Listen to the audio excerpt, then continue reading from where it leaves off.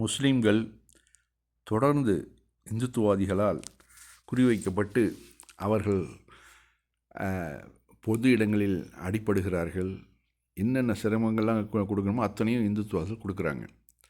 அதாவது ஒரு மௌலானா ரயிலில் பயணம் செய்கிறார். ராஜஸ்தான் மாநிலம் கங்காபூரில் உள்ள ஒரு மதர்சாவின் ஸ்தாபகராக இருக்கிறார். இவர் குஜராத்தில் உள்ள அங்கலேஸ்வர் மதரசாவிற்கு நிதி சேகரிக்க சென்றிருந்தார். இவர் மௌலானா ஒரு கம்பார்ட்மெண்ட்டில் உட்காந்து குர்ஆன் ஓதிட்டுருக்கிறார். அப்போ அங்கே எய்த்தாப்பில் இருந்த ஒரு குரூப் என்ன பண்ணியிருக்கானுங்க, அதை லேடிஸும் சேர்ந்து இருந்திருக்காங்க. இவங்கெல்லாம் பாகிஸ்தான்காரனுங்க, பாகிஸ்தானுக்கு அனுப்பிச்சி விடணும், ட்ரெஸ்ஸை பாரு எப்படி இருக்குது அப்படின்னு கிண்டலாகவும் கேலியாகவும் பேசியிருக்கிறாங்க. இவர் கொஞ்சம் கோபமாக இவர் பதில் கொடுத்துருக்கிறார். இதை டார்கெட் வச்சுக்கிட்டு அந்த பெண்ணு மேலே இவர் கை வச்சார், பெண்ணை சீண்டுனார் அப்படின்னு சொல்லி பொய்யான குற்றச்சாட்டை கூறி அந்த மௌலானாவை அவருடைய வயசுக்கு கூட மரியாதை கொடுக்காமல் இந்த சங்கிகள் அறையிறானுங்க. அப்படியே அந்த ஆள் நிலக்குழிஞ்சு போகிறாரு. எவ்வளோ ஒரு மோசமான நிலைமைக்கு இந்த நாடு போயிட்டுருக்குதுன்னு பாருங்கள்.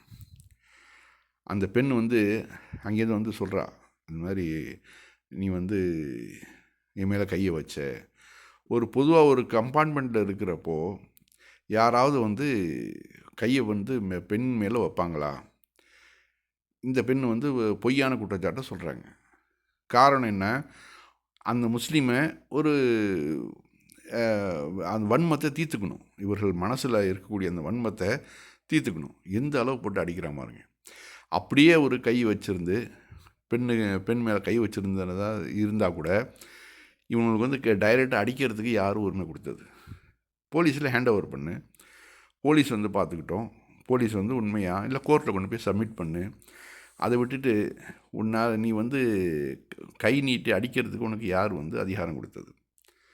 இது இந்த இந்தியா எந்த அளவு மோசமான நிலைமையை நோக்கி போயிட்டுருக்குங்கிறதுக்கு இந்த இந்துத்துவாதிகளால்.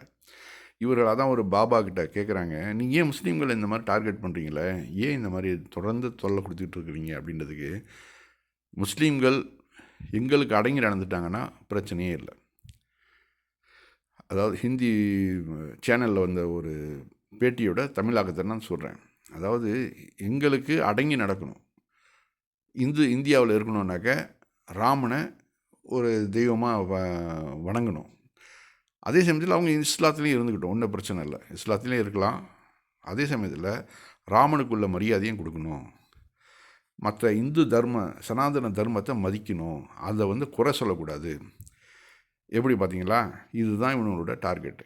இதுக்கெல்லாம் முஸ்லீம்கள் ஒத்து வந்துட்டாங்கனாக்க முஸ்லீம்கள் மேலே இவனை கையை வைக்க மாட்டானுங்க. முஸ்லீம்கள் மாதிரி தேசபக்தர்கள் யாரும் கிடையாதுன்னு அவனுள்ளே பகிரங்கமாக சொல்லுவானுங்க. ஆனால் உலகம் முடிவு நாள் வரைக்கும் முஸ்லீம்கள் இதுக்கெல்லாம் ஒத்தே வர மாட்டாங்க. சனாதனத்தை காலில் போட்டு மிதிப்பாங்களே ஒழிஞ்சு சனாதனத்தை ஏற்றுக்கொள்ள மாட்டார்கள். மனிதர்களுக்குள்ள உயர்வு தாழ்வை கற்பிக்கக்கூடாதுன்னு சொல்கிறது தான் முதல் படியே இங்கே இஸ்லாம் சொல்கிறது. ஒன்றை குலம் ஒருவனே தேவன், யாதும் முறை யாவரும் கேளீர். மனிதர்களுக்குள்ள அதாவது உயர்வு தாழ்வு கிடையாது. இதுதான் இஸ்லாம் மிக மிக முக்கியமாக அழுத்தி சொல்லக்கூடிய கருத்துக்கள் இது ஒன்று. அதை விடணுன்னாக்க எப்படி விடுவாங்க? விட மாட்டாங்க கண்டிப்பாக. கடைசி வரைக்கும் இந்த தகராறு தான். அடுத்த ஒரு செய்தி, farmer Abdul Wahid died in a fight between two bulls in Lakhimpur, Uttar Pradesh. உத்தரப்பிரதேசத்தில் உள்ள லக்கிம்பூருங்கிற கிராமத்தில் 2 மாடுகள் அது இப்போ அங்கே அந்த கூட்டத்தில் புகுந்ததில் ஃபார்மர் அப்துல் வாஹிது அந்த இடத்துலையே இறந்து போயிருக்காப்புல.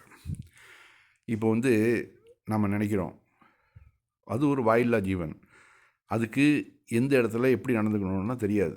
அப்போ என்ன பண்ணோம், நீங்கள் அதை ஒரு இடத்துல கட்டி போட்டு வளர்க்கணும்.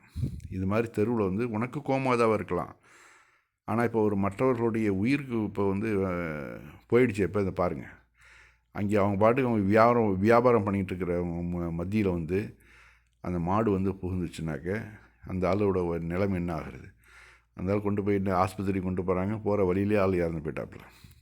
அந்த ஆக்ரோஷத்தை மோதினாக்க அந்த மாட்டுடைய வேகத்தை அவரால் தாங்க முடியுமா?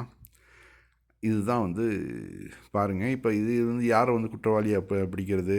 மாட்டோட ஓனர் தான் நம்ம பிடிக்கணும்.